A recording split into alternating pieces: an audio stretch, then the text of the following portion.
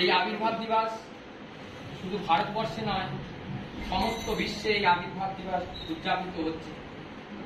আবির্ভাব, তিনি আবির্ভূত হন, তাই তিনি আবির্ভাব। কেমন করে আবির্ভূত হন? সেই গোলকের হরি আজ এই মর্তলোকে মুক্ত হয়ে মানব দেহ ধারণ করে জগৎবাসীদের উদ্ধারের পথ দেখান, তাই তিনি আবির্ভূত হন। এমনি করে তিনি যুগে যুগে আসেন। একটা তার আবির্ভাব দিবসের যে কথা আমরা জানি 1295 সাল, আর এটা বর্তমান চলছে বাংলা 1431 সাল। যদি হিসাব করা হয় 137 বছর আগে পরম দয়াল শ্রী ঠাকুর ওই হিমায়তপুর পাবনাতে তিনি আবির্ভূত হয়েছিলেন। আর আমরা উদযাপন করি কোন কোনটা নিয়ে? অনেকে আমরা যে আবির্ভাব তিথি সেটা আমরা উদযাপিত করি, সেটা চলে গেল কাল নবমী তিথিতে। কাল নবমী তিথিতে আবির্ভূত তিনি শুক্রবার দিন এই পৃথিবীতে এসেছিলেন। 7 দিনের মধ্যে একদিন শুক্রবার, সেই শুক্রবারকে ধরে আমরা আনন্দ ফুর্তিও অনেকে অনেক জায়গায় পাই। আবার 14ই সেপ্টেম্বর, যেটা গতকাল গেল, ইংরেজি মাসের 14 সেপ্টেম্বর তার আবির্ভাব, সেটাও একটা আবির্ভাব দিন ইংরেজি মাসে, সেদিনও উদযাপিত হলো। আজকে 15ই সেপ্টেম্বর 30শে ভাদ্র।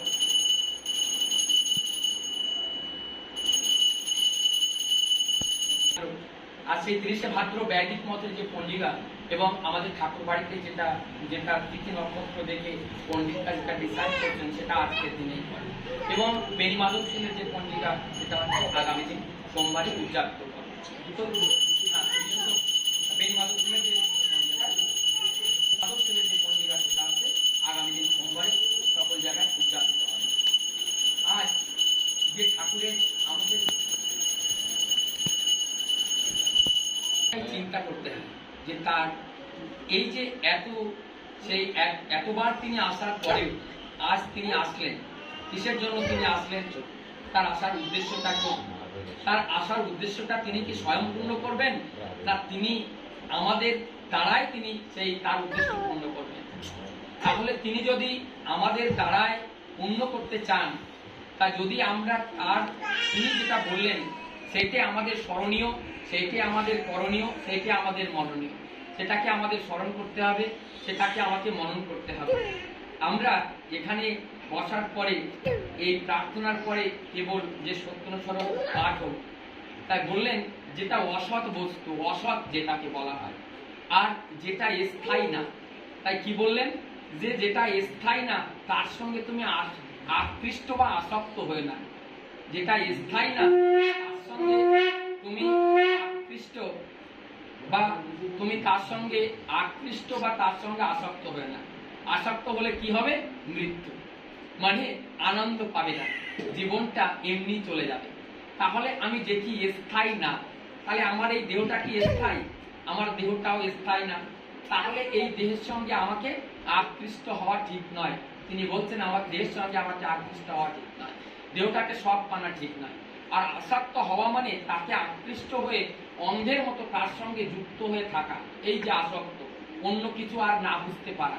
তাই সেখানে আমাদেরকে এটা একটা অভয় বানিয়ে দিলেন।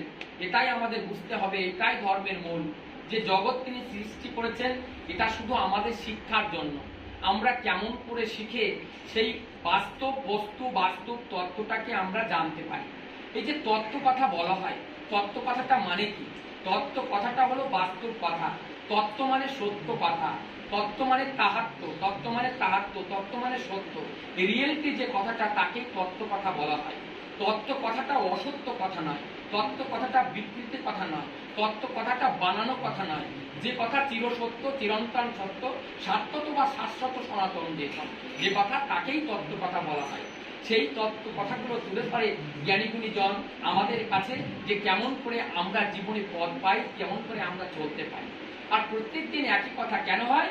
যে আমরা এই যে মানব জীবন, তো আমরা একদিনে 60,000 রিফ্লেকশন আমাদের মধ্যে হয়, মানে আমাদের ইন্দ্রিয় 60,000 বস্তুর সঙ্গে যুক্ত হয়, প্রেম করে 60,000টা বস্তুর সঙ্গে এই পৃথিবীতে। আমরা 1 মিনিটে কত জায়গায় আমাদের চোখটা যায়, যেখানে চোখ পড়ে তার সঙ্গে আমরা যুক্ত হই। এইরকম করে আমরা 60,000 বস্তুর সঙ্গে প্রত্যেক দিন যুক্ত হই।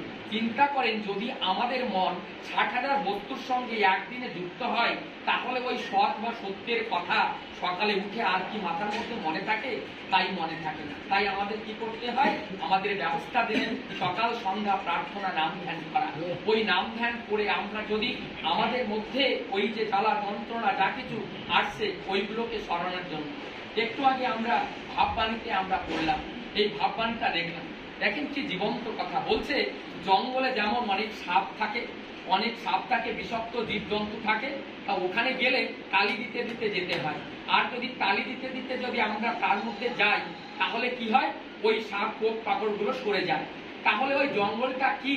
ওই জঙ্গলটা আমরা একদিক থেকে বলতে পারি আমাদের এই দেহ জঙ্গল। আমার এই দেহের মধ্যে জঙ্গল কেন বলছি? যে এই দেহের মধ্যে কি আছে? বাঘ ভাল্লুক আছে। সেই বাঘ ভাল্লুকগুলো কাকে বলে? কাম, ক্রোধ, লোভ, মায়া, মোহ, এইগুলো হলো বাঘ ভাল্লুক। সেগুলো কোথায় আছে? এই দেহের মধ্যে আছে। তাই এই দেহের মধ্যে ওই বাঘ ভাল্লুকগুলো কি করে? আমার এই দেহটাকে ওই সতের কর্ম করার জন্য বাধার সৃষ্টি করে। তাই আমি যদি এই হাতে তালি দিয়ে কীর্তন করতে থাকি, হরিনাম গাইতে থাকি, তাহলে দেহের মধ্যে বাঘ ভাল্লুক ওগুলো আমার প্রতি আর আমাকে আর আক্রমণ করতে পারে না। তখন আমি বেঁচে যাই, তখন আমি সৎকর্মে আমার আর বাধক হয় না, তখন আমি সৎকর্ম করতে পারি। আর ওই সৎকর্ম করতে পারলেই আমার এই দেহের উদ্ধার। এই দেহের উদ্ধার কি? দেহের উদ্ধার মানে দেহের পুণ্যত্ব কোথায়? দেহের পুণ্যত্ব সেটাই যেখানে এই দেহ মনকে নির্মল করতে পারে। আর এই দেহ মনকে নির্মল করতে গেলে দেহের মধ্যে বাঘ ভাল্লুকগুলো বুঝে তাকে তার সঙ্গে কাটিয়ে কাটিয়ে আমাকে আগে বেড়ে যেতে হবে। তখন কিন্তু আমরা আমাদের গন্তব্যে পৌঁছাতে পারবো। ওই কথাই বললেন। আর ওই কীর্তন করা, হরিনাম করা, বললেন যেখানে হরিনাম না হয় সেখানে শ্মশান ঘাট তৈরি হয়ে যায়। তাই আমরা চাই আমাদের দেহটা শ্মশান ঘাট হোক, আমরা চাই এখানে হরিনাম হোক, আর সেখানে নববৃন্দাবনের সৃজন হোক। আমরা এটাই চাই। বৃন্দাবন মানে কি? বৃন্দা মানে কি? যেখানে আনন্দ বিরাজিত সদাই সর্বক্ষণ, যেখানে আনন্দ হয় সেটাই বৃন্দ, সেটাই আনন্দের ক্ষেত্র।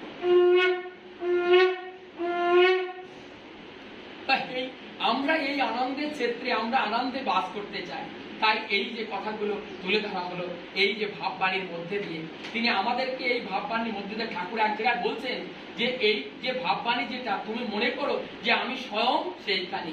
ভাববাণী মানে স্বয়ং তিনি আমাদেরকে সেই কথাগুলো বলছেন। আবার একটু তারপরে আমরা কি করলাম? আমরা অমর সঙ্গীত গান হলো, অমর সঙ্গীত। তা অমর সঙ্গীতে আমরা বর্দা, শ্রী বর্দা লিখেছেন, বর্দা লিখছেন কেমন করে? যে এখন ঠাকুর তো তার পার্থিব দেহ ছেড়ে তিনি সেই পরম ধামে চলে গেলেন। সেই পার্থিব দেহ এখন আমার এই অমর গানটা লিখছেন শ্রী বর্দা, যে তোমায় বিদায় দেব আমি কেমন করে? এই তোমার সঙ্গে যুক্তই তো আমার জীবন, আজ আমি তোমাকে কেমন করে বিদায় দেব? যাই হোক, ভৌতিক জগতের দেহ হলেও সে তো আমার পিতারূপে, আমার গুরুরূপে ওই দেহ ধারণ করে কত না কথা জগতের যা কিছু সার তত্ত্ব তিনি দিয়ে গেলেন। তাই সেই সার তত্ত্বগুলো আমাদের জীবনে জীবন্ত করে তুলতে হবে কর্মের মাধ্যম দিয়ে। তাই বর্দা বলছেন, বর্দার ওই ভাবগুলো আমাদেরকে বুঝতে হয়। আজকে যখন এই গানটা হলো, এই যে বাতাবরণটা কত যেন মধুময় হয়ে গেল। আমরা যেন সেই চলে গেলাম সেই কত 1969 সাল 27শে জানুয়ারি। তা আমরা চলে গেলাম সেই দিনে। ওই যে দিন ছিল সেদিন তো মানুষে কল্পনা করতে পারে না। অনেকে এই বিষয়ে বর্ণনা করেছে, সেই বর্ণনা না করাই ভালো। অনেকে বলছে যে আমি কলকাতায় ছিলাম, যখন আমি শুনলাম সেই যেমন যে হা গোবিন্দ করে কাঁদতে কাঁদতে মনে করে আমার প্রাণ পাখুরে যখন আর নেই পৃথিবীতে, আমি আর কি করে বাঁচবো, আমি আর কি করে থাকবো। হয়তো কাঁদতে কাঁদতে হাজারো মাইল দূরের থেকে সে নিজেকে আর ধৈর্য করে রাখতে পারেনি। যেমন করে হোক, যে গাড়িতে হোক সে চলে আসছে, যে একবার জীবনে তার পার্থিব দেবতাকে অন্তিম বেলায় তাকে আমি দর্শন করি। সেই দর্শন করার জন্য কত ভক্তবৃন্দ যে সেখানে ছুটে এসেছিল, সেই দিনের সেই কথা আর বলা যায় না। তাই সেই ভগবানের কথা, সেই আদর্শের কথা, তাই আমাদের তিনি অনাথ হতে দেননি। আর অনাথ হতে দেননি তার মূল কারণ কি? আমাদের তিনি আচার্য পরম্পরা তিনি দিয়ে গেলেন। এই আচার্যটাকে আমাদের ঠিক করে এই আচার্যটা বুঝতে হবে। যিনি আচরণ করে শিখান, এই আচার্য অর্থাৎ তিনি অবতার একটা রেখে গেলেন। এই যে যে আমরা যে গুরু নানক দেবজি যে কথাগুলো বলি যে ওখানে 10 গুরু আসছিলেন, তো এরকম ভাবে 10 গুরু মানে 10 অবতারণ হলেন, 10টা অবতার মানে সাক্ষাৎ সেই পুরুষোত্তমের বার্তা যিনি এই বহন করে নিয়ে যেতে পারেন, তেমনি একজন আচার্য রূপে আমাদের সামনে তিনি রেখে দিয়ে গেলেন। তাই সেই আচার্যকে অনুসরণ করে আমাদের জীবনটাকে চালাতে হবে, তাহলে আমরা জীবনটাকে সুন্দর করতে পারি। যাই হোক, আমাদের সবসময় চেষ্টা চালিয়ে যেতে হবে আমরা কি করে ঠাকুরের কাজটা, ঠাকুরের উদ্দেশ্যকে আমরা পরিপূরণ করতে পারি। ঠাকুরের উদ্দেশ্যটা কি, মানে ঘরে ঘরে যেন সব যেন ঠাকুরময় হয়ে ওঠে, সবাই যেন ঠাকুরকে ভালোবাসতে শেখে। আমি ভালোবাসছি, আমার স্ত্রী, আমার পুত্র, আমার কন্যা সবাই যেন ঠাকুরকে ভালোবাসতে পারি। আর যদি আমার ঘরের সবাই ঠাকুরকে ভালোবাসতে পারি, তাহলে কিন্তু আমি নিজে ঠাকুরকে ভালোবাসতে পারবো না, আমি একা একা সবকিছু করতে পারবো না। তাই ছলে বলে কলে কৌশলে যেমন করেই হোক না কেন ওই পরম পিতার পথে নেওয়ার জন্য আমাকে চেষ্টা চালিয়ে যেতে হবে, যে আমি কেমন করে আমার স্ত্রী, পুত্র, পরিবার, পরিজন সকলকে আমরা নিয়ে চলতে পারি। আমাদের যেমন এখানে আমাদের একটা মন্দির, এই যে নিউক্লিয়ার মাঝে